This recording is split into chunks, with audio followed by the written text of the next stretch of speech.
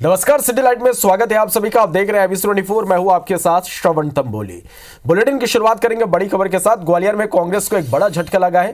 5 पार्षद बीजेपी में शामिल हो गए। पार्षद गौरा अशोक गुर्जर बीजेपी में शामिल हुए। इसके साथ ही निर्दलीय पार्षद सुरेश सोलंकी, आशा सुरेंद्र चौहान भी शामिल हुए। कांग्रेस पार्षद दीपक मांझी, कमलेश बलबीर तोमर भी शामिल हुए। 5 पार्षदों ने जयविलास पैलेस में बीजेपी की सदस्यता ली। केंद्रीय मंत्री ज्योतिरादित्य सिंधिया ने सदस्यता दिलाई। तो ग्वालियर से बड़ी खबर है, कांग्रेस को एक बड़ा झटका यहां पर लगा है।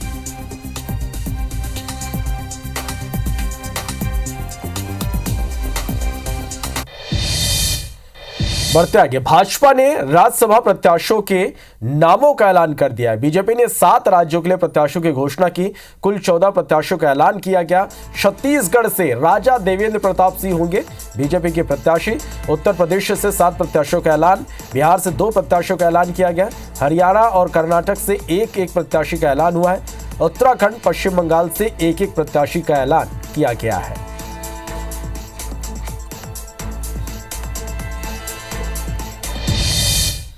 बढ़ते आगे, 2 दिवसीय जशपुर दौरे के बाद मुख्यमंत्री विष्णुदेव साय रायपुर लौटे। यहां मुख्यमंत्री ने 14 फरवरी को मातृ पितृ दिवस की बात को दोहराते हुए कहा जाएगा, उस दिन सभी बेटा बेटी अपने माता पिता का पूजन करेंगे। हमको लगता है इससे बहुत अच्छी परंपरा कायम होगी। बता दें कि मुख्यमंत्री ने जशपुर में वैलेंटाइन डे के दिन मातृ पितृ दिवस मनाने की घोषणा की। इधर राहुल गांधी के दौरे को लेकर सीएम ने निशाना साधा। सीएम साय ने कहा कि राहुल की यात्रा से कोई प्रभाव नहीं पड़ेगा। 14 फरवरी को मातृ दिवस के रूप में घोषणा किए हैं। उस दिन सभी बेटा बेटी अपने माता पिता का पूजन करेंगे। हमको लगता है कि बहुत अच्छी परंपरा है। लोकसभा चुनाव के पहले कांग्रेस को बड़ा झटका लगा। कांग्रेस के 50 से ज्यादा नेताओं को इनकम टैक्स का नोटिस मिला। इनकम टैक्स ने 13 फरवरी को दिल्ली के मुख्यालय में पूछताछ के लिए हाजिर रहने के निर्देश दिए। नोटिस में लिखा कि पिछले 7 सालों से बैंक के ट्रांजैक्शन से संबंधित सवालों पर पूछताछ होना है। कांग्रेस ने कि जिन नेताओं को नोटिस मिला उनमें पिछला लोकसभा चुनाव लड़ चुके मधु भगत, देवाशीष जरारिया और एमपी कांग्रेस के पूर्व कोषाध्यक्ष गोविंद गोयल के अलावा कांग्रेस विधायक विक्रांत भूरिया का नाम शामिल है। कांग्रेस दावा कर रही कि ये विपक्ष को दबाने की कोशिश की जा रही। बीजेपी सरकार ईडी, सीबीआई और इनकम टैक्स के जरिए कांग्रेस को कुचलने की कोशिश कर रही है। उधर बीजेपी का कहना है कि जिसने गड़बड़ी की होगी वो जल्द पकड़ में आ जाएगा।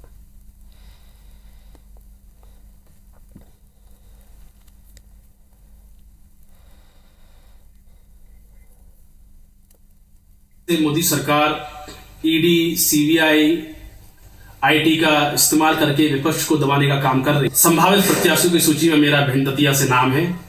ऐसे में मुझे परेशान करने के लिए इस तरह का समन दिया गया है। इसने भी यदि कोई कुछ भी छुपाने का काम किया या नियम विरुद्ध काम किया तो उसके लिए तकलीफ है। और चोर की दाढ़ी में तिनका, जो गलत करता है वो डरता है, जो सही होगा उसको किस बात की तकलीफ। तो ये राजनीति से या दुर्भावना से जोड़ना गलत होगा। ये तो एक रूटीन प्रक्रिया का हिस्सा है। बड़ी खबर है भोपाल से, जहां आईटी के संबंध पर भूरिया का पलटवार। कांग्रेस एमएलए विक्रांत भूरिया ने एक्स पर पोस्ट किया।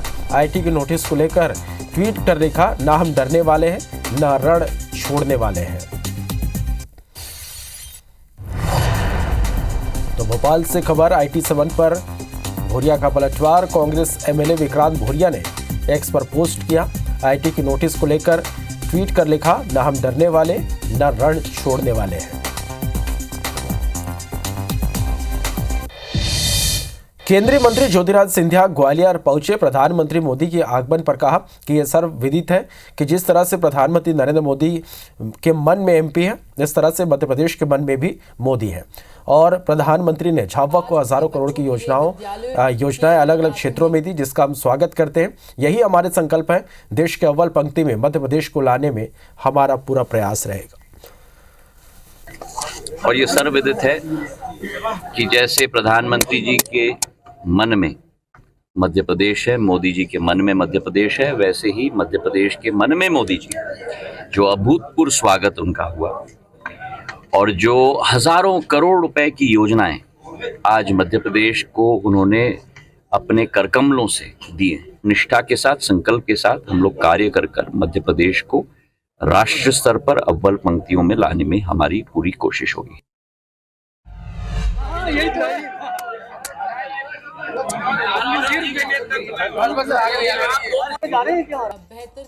के साथ, बेहतर सुख सुविधाओं के साथ आगे बढ़ सके। उज्जैन के महाकाल मंदिर के पास माधव सेवा न्यास में 3 दिवसीय अखिल भारतीय अधिकारी का बैठक का समापन हुआ। विवेकानंद केंद्र कन्याकुमारी इस बैठक का आयोजन किया। इसमें देश भर से 464 अधिकारी शामिल हुए। आयोजन में प्रदेश के मुख्यमंत्री डॉक्टर मोहन यादव और विवेकानंद केंद्र कन्याकुमारी के राष्ट्रीय उपाध्यक्ष और पद्मश्री निवेदिता भिड़े ने भी इसमें शामिल हुई और अपना उद्बोधन दिया। इस आयोजन में 9 से 11 फरवरी तक देश भर के अधिकारियों ने विवेकानंद केंद्र कन्याकुमारी के कार्यों को आगे बढ़ाया। साथ ही पूर्व में किए गए कार्यों पर मंथन किया और आगामी वर्ष को लेकर कार्य योजना बनाई। बैठक में आध्यात्म से भारत को विश्व विजय बनाना विषय पर इस पर चर्चा हुई। मानव जीवन कई जन्मों के पुण्य के बाद मिलता है, इसलिए मानव जीवन की सार्थकता होना चाहिए। समूचा समाज चराचर जगत में अध्यात्म फैला हुआ है। एक अच्छे विचार को लेकर एक बड़ा संगठन है, मैं उनके प्रति शुभकामना देता हूँ।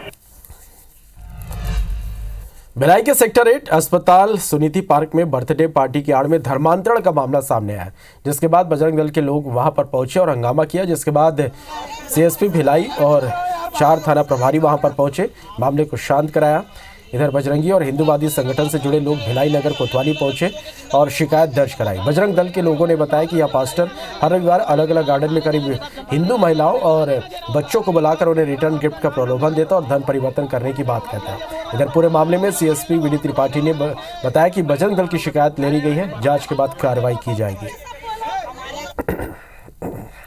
बजरंग दल ने एक शिकायत दिया हुआ है। उनका कहना था कि ये सुनीति उद्यान के पास कुछ लोग इकट्ठा हुए थे और जिस तरह की बातें वो कर रहे हैं, लेकिन हमने आवेदन लिया है, उस पर जांच जारी है। जांच के उपरांत उचित कार्रवाई की जाएगी। विधानसभा में महादेव बुक आईडी ऑनलाइन सट्टा का मामला उठने के बाद आरोपियों के खिलाफ कार्रवाई में तेजी आई है। ऑनलाइन सट्टा महादेव बुक आईडी के प्रमोटर सौरभ चंद्राकर के नाम का नोटिस नेहरू नगर स्थित उस मकान पर चस्पा किया गया जहां कभी रवि उप्पल रहा करता था। 8 फरवरी को रायपुर कोर्ट की ओर से जारी ये नोटिस, जिस पर नोटिस के जरिए सौरभ चंद्राकर को 12 मार्च तक उपस्थित होकर जवाब प्रस्तुत करने को कहा गया है। इसमें छत्तीसगढ़ जुआ नियंत्रण एक्ट 7-8 आईपीसी की धारा 420-34 का भी उल्लेख किया गया। बता दें कि हाल ही में दुर्ग आईजी और एसपी ने दोनों की सूचना देने पर 35-35 हज़ार रुपए का इनाम घोषित किया।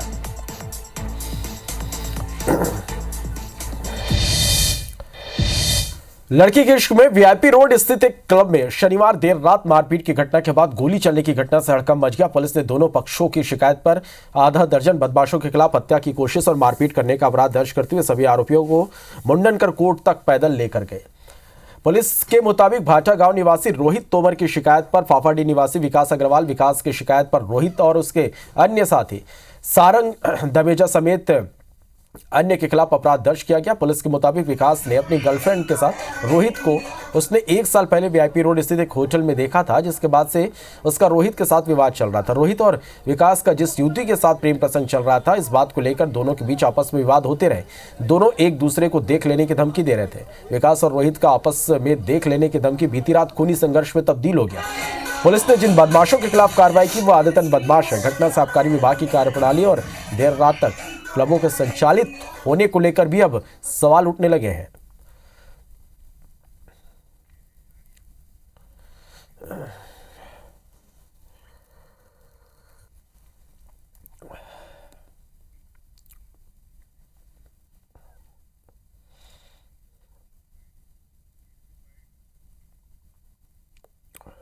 पुलिस आके बंद करवा देता। अब पुलिस जाने के बाद ये हुआ है।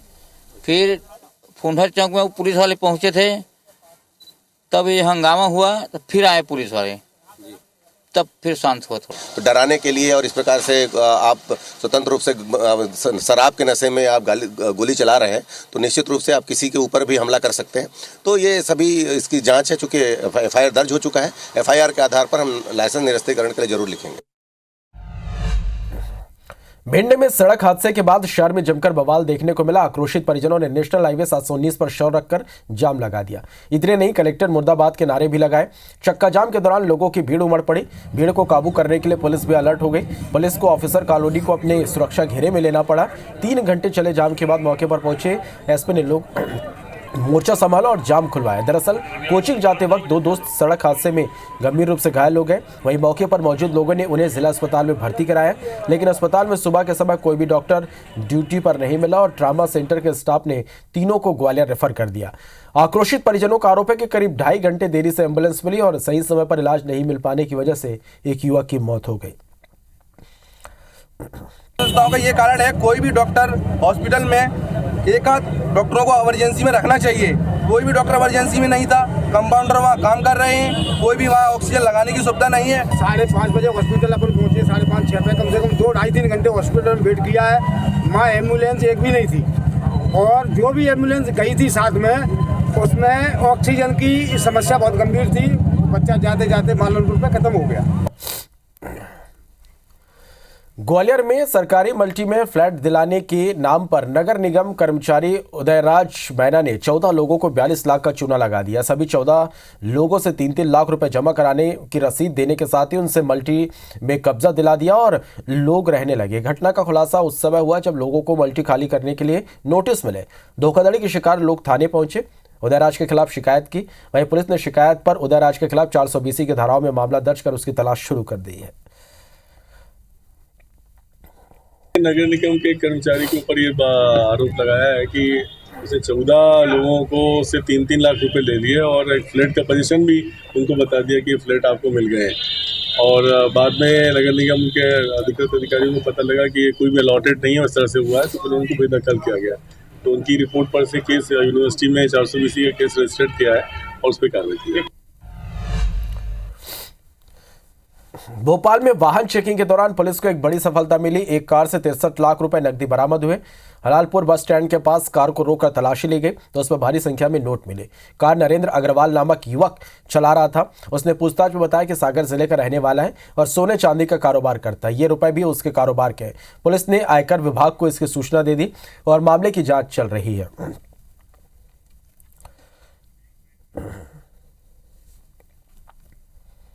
उस वाहन की तलाशी ली गई तो तलाशी में जब कुछ लगा कि उसमें भारी मात्रा में पैसा है तो उसको थाना लाकर तस्दीक की गई और ये बता रहा है कि उसके एवज में वो पैसा उसमें यहाँ के कुछ जो सोने चांदी की दुकान है वहाँ से लिया गया था। इसमें पैसा वो लेके जा रहा था तो उसी की तस्दीक की जा रही है। इसका ये कहाँ तक सही है उसकी भी जाँच की जा रही है। राजनांदगांव में पशु तस्करों को पकड़ने की कोशिश में पुलिस जवानों को अपनी जान गंवानी पड़ी। पशु तस्करों ने अपना वाहन पुलिस जवान के ऊपर चढ़ा दिया जिससे उसकी मौत हो गई। पुलिस के मुताबिक जवान की ड्यूटी महाराष्ट्र बॉर्डर के समीप राजनांदगांव जिले के सड़क चिरचारी में स्टॉप में लगी थी। आरोपी पिकअप वाहन में पशु तस्करी कर रहे थे। इसी दौरान चेक पोस्ट पर जवान पर गाड़ी चढ़ा दी। घटना के बाद पुलिस ने 2 आरोपियों को महाराष्ट्र से गिरफ्तार किया। मामले में अभी तक 5 आरोपी पकड़े गए। ये सभी आरोपी छत्तीसगढ़ और महाराष्ट्र के रास्ते पशुओं को हैदराबाद भेजते थे।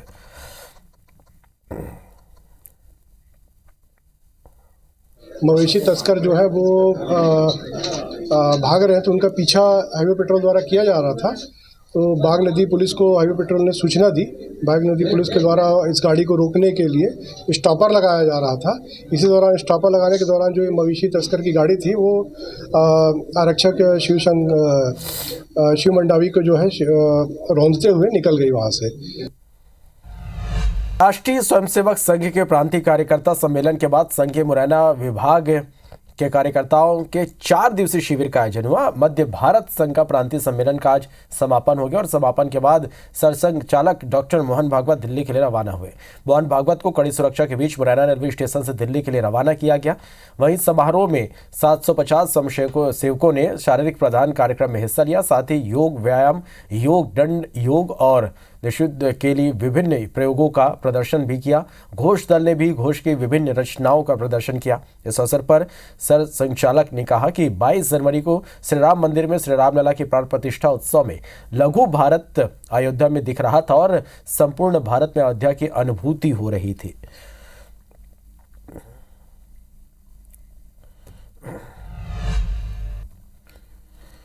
खड़गवा के निवारी बहरा में आयोजित स्वास्थ्य शिविर में पहुंचे स्वास्थ्य मंत्री श्याम बिहारी जायसवाल ने अपने बीपी और शुगर की जांच करवाई। शिविर में उन्होंने मंच से पूरे प्रदेश में विशेष पिछड़ी जनजाति के लिए विशेष शिविर लगाए जाने की बात कही। साथ ही प्रदेश के सभी स्कूलों में बच्चों का स्वास्थ्य परीक्षण भी किए जाने के निर्देश दिए। मंत्री श्याम बिहारी जायसवाल ने कहा कि वनांचल में रहने वाले विशेष पिछड़ी जनजाति पंडो, बैगा, कोडाकू के लिए यह शिविर लगाए जाएंगे। दूरस्थ वनांचल क्षेत्रों में रहने वाले बसहाट वाले क्षेत्रों में मेडिकल कैंप लगाने हेतु आज पूरे प्रदेश के लिए मैंने घोषणा किया है, ताकि जनजाति बाहुल्य क्षेत्र के लोग स्वास्थ्य का सुविधा ले सकें। उसी प्रकार से स्कूलों में जो रेगुलर चेकअप है उसको 100% स्कूलों में करने हेतु आज मैंने घोषणा किया है। छतरपुर के बागेश्वर धाम में पंचम कन्या विवाह महामहोत्सव 2024 और बुंदेलखंड महाकुंभ की तैयारियां शुरू हो गई। इस भव्य आयोजन की जानकारी बागेश्वर धाम के महाराज पंडित धीरेन्द्र शास्त्री ने खुद दी। बागेश्वर महाराज ने बताया कि इस साल 1 मार्च से लेकर 8 मार्च तक बागेश्वर धाम में कन्या विवाह महामहोत्सव संपन्न होगा। यह आयोजन पहली बार 100 एकड़ जमीन में करवाया जाएगा। आयोजन की शुरुआत 1 मार्च को कलश यात्रा, मंडप प्रवेश और 108 कुंडी, अति विष्णु महायज्ञ और 150 ब्राह्मणों के साथ शुरू होगा। यह यज्ञ भारत के अमर जवान वीर शहीदों की स्मृति में होगा, जिसमें प्रतिदिन शहीद परिवार आत्मा की शांति के लिए हवन करने आएगा। और 8 मार्च को महाशिवरात्रि के दिन 151 कन्याओं के विवाह के साथ भव्य आयोजन संपन्न होगा। 1 मार्च को कलश यात्रा, मंडप प्रवेश के बाद में 108 कुंडी अति विष्णु महायज्ञ बद्रीनाथ वाले पूज्य महाराज जी के संरक्षण में और लगभग 150 ब्राह्मणों के साथ प्रारंभ हो जाएगा। अयोध्या में रविवार को योगी सरकार ने रामलला के दरबार में हाजिरी लगाई। यूपी के मंत्री और विधायकों ने मुख्यमंत्री योगी आदित्यनाथ के साथ दर्शन किए। इस दौरान सभी बेहद उत्साहित दिखे और भक्ति भाव में डूबे हुए नजर आए।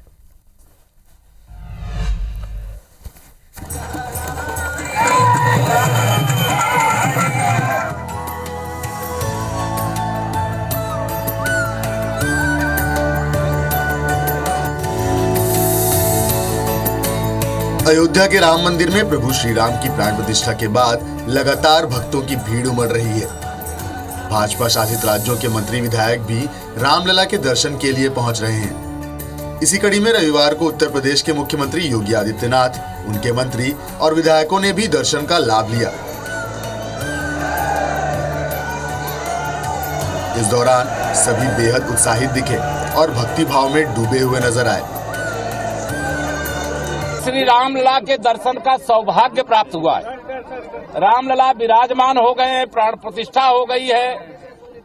मुझे 22 जनवरी को भी रहने का सौभाग्य मिला था। हम सब भारत की जो सांस्कृतिक विरासत है उसको और आगे बढ़ाने का काम कर रहे हैं। माननीय मोदी जी के नेतृत्व में माननीय मुख्यमंत्री जी और विधानसभा अध्यक्ष जी सभी लोगों के साथ सभी दल यहाँ आके आशीर्वाद लिया रामलला जी का, सौभाग्य है। इससे ज्यादा परमानंद की प्राप्ति किसी प्रकार नहीं हो सकती है। वर्षों वर्षों की तपस्या के बाद, वर्षों वर्षों के एक इच्छा पूर्ति जन आकांक्षाओं की जो हुई है, मर्यादा पुरुषोत्तम प्रभु श्री राम का मंदिर और उनकी भव्य दिव्य प्रतिमा को देखकर ऐसा लगा कि सजीव प्रभु श्री राम के ही दर्शन हो गए। इससे पहले यूपी सरकार की पूरी कैबिनेट और विधायक यूपी रोडवेज की लग्जरी बसों में बैठकर अयोध्या पहुंचे, जबकि मुख्यमंत्री योगी आदित्यनाथ एक विशेष विमान से पुणे से सीधा अयोध्या के महर्षि वाल्मीकि एयरपोर्ट पहुंचे और वहां से श्री राम जन्मभूमि मंदिर गए। लखनऊ से अयोध्या तक जगह जगह भाजपा कार्यकर्ताओं ने उनका स्वागत किया और अयोध्या पहुंचने पर भी भाजपा कार्यकर्ताओं और लोगों ने गर्मजोशी से उनकी अगवानी की। इन सभी ने पहले हनुमानगढ़ी का दर्शन किया, इसके बाद रामलला के दर्शन किए। मुख्यमंत्री योगी आदित्यनाथ का कैबिनेट भी रामलला के दरबार में मौजूद है, जिसको लेकर अयोध्या में काफ़ी सुरक्षा व्यवस्था है और जिसको लेकर प्रमुख तैयारियां की गई हैं कि किसी यात्री को, किसी राम भक्त को किसी प्रकार की असुविधा ना हो, जिसका विशेष ध्यान रखते हुए उन्हें राम मंदिर परिसर भेजकर रामलला के दर्शन कराए जा रहे हैं। अयोध्या से IBC 24 के लिए अपूर्व पाठक। नीतीश सरकार का कल फ्लोर टेस्ट होना है, जिसे लेकर पटना से दिल्ली तक सियासी माहौल गरमाया हुआ। हाल ही में नीतीश कुमार की पार्टी जदयू इंडी गठबंधन से पाला बदलकर एनडीए में शामिल हुई है। मुख्यमंत्री हालांकि नीतीश कुमार ही बने रहे, लेकिन उन्होंने सरकार महागठबंधन के गिराकर एनडीए की बना दी है।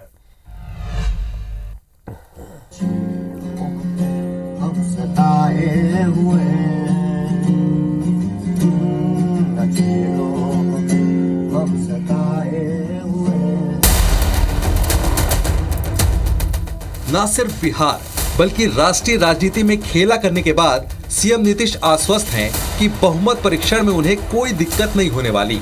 और दूसरी ओर पूर्व डिप्टी सीएम से नेता प्रतिपक्ष बन चुके तेजस्वी यादव अपने विधायकों के साथ रिलैक्स मोड में शायद गाना सुन रहे हैं कि मत छेड़ो हमें, हम सताए हुए हैं।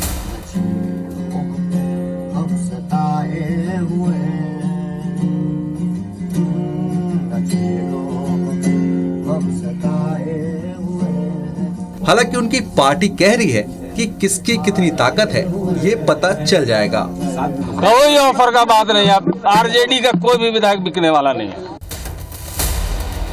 जेडीयू विधायक दल की बैठक में 5 विधायक लापता हो गए, जिनमें से एक ने बाहर होने का हवाला दिया, जबकि 4 के मोबाइल फोन भी बंद बताए जा रहे हैं। में लोग बंद क्यों हैं?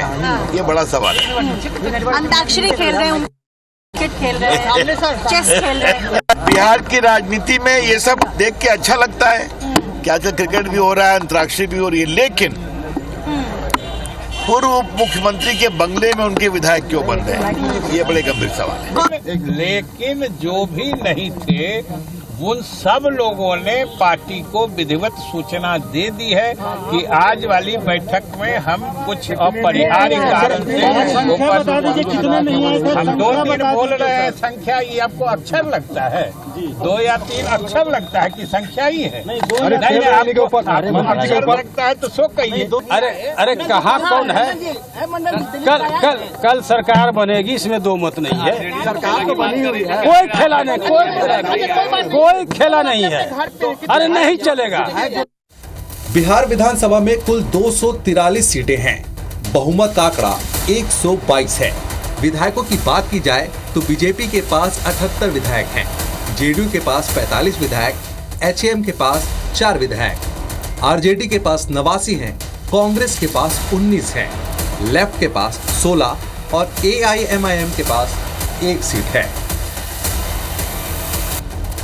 ऐसे में कुल मिलाकर 9वीं बार सीएम पद की शपथ लेने वाले नीतीश कुमार को किसी सेटबैक की गुंजाइश तो नहीं दिख रही, लेकिन चाणक्य भूमि बिहार की राजनीति में असंभव भी कुछ नहीं। तो इंतजार कीजिए फ्लोर टेस्ट के नतीजे का। Bureau report, IBC 24। Uttar Pradesh के अमेठी जिले के जायस थाना क्षेत्र के खरौली गांव एक हफ्ते पहले 22 साल बाद साधु के भेष में बेटे के घर लौटने की खबर ने जमकर सुर्खियां बटोरी थी। वीडियो भी वायरल हुआ। इसमें एक साधु सारंगी बजा रहा था और आसपास बैठे लोग रो रहे थे। अब इस मामले में नया मोड़ आ गया। जांच हुई तो सामने आया कि साधु के भेष में अरुण सिनीबल की नसीब नाम का युवक पहुंचा था। शिकायत मिलने के बाद पुलिस ने मुकदमा दर्ज कर मामले की जांच शुरू कर दी। दरअसल पूरा मामला जायस थाने के खरौली गाँव का है। फ्रॉड साधु के ठगी ने शिकार रतिपाल सिंह ने बताया कि 12,000 रुपए मेरी बड़ी बहन ने साधु के भेष में आई युवकों द्वारा बताया बैंक अकाउंट में जमा कराए। मैंने पुलिस को बैंक स्टेटमेंट सौंप दिया।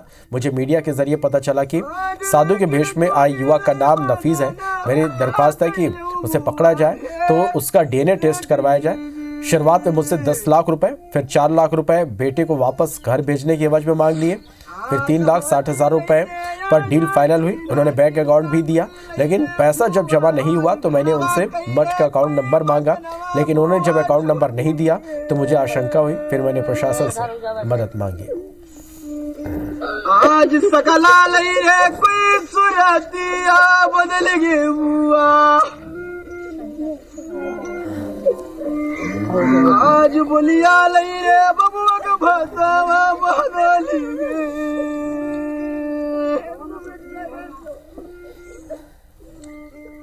आज खाया ना लई रे अपने गुरु कई का जमा।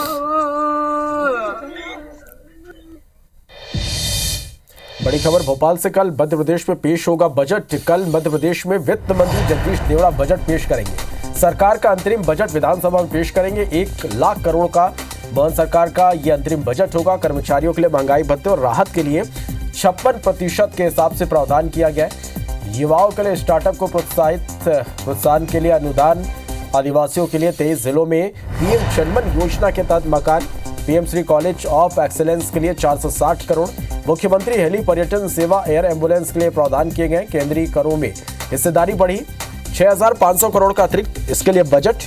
पूंजीगत व्यय को बढ़ाने पर मोदी सरकार का पूरा फोकस रहेगा, जोर रहेगा।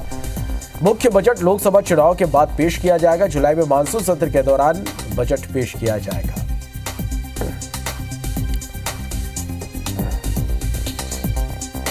तो ये बड़ी खबर भोपाल से, कल मध्य प्रदेश में बजट पेश होगा।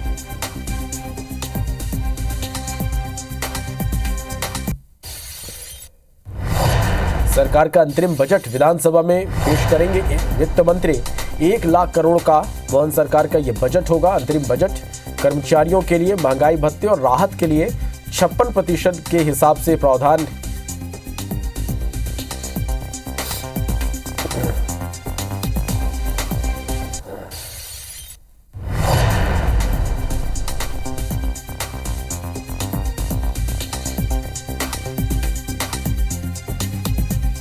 मुरैना से बड़ी खबर है, जहां कार चालक पर बदमाशों ने फायरिंग कर दी है। यह बड़ी खबर है। कार में 4 राउंड से अधिक फायर किए गए। गोली लगने से युवक गंभीर रूप से घायल हो गया। घायल युवक को ग्वालियर रेफर किया गया। पुलिस मौके पर पहुंच चुकी है, जांच में जुटी है। सिविल लाइन थाना क्षेत्र की यह घटना है।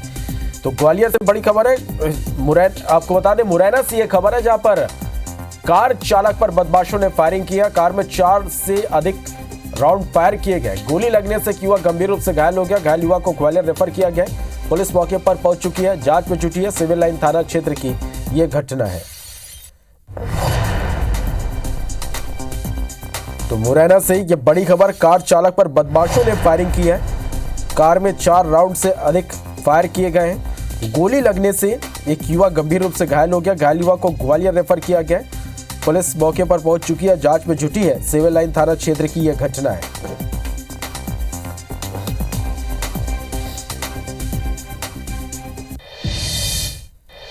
इसी के साथ फिलहाल इस बुलेटिन में इतना ही। नमस्कार।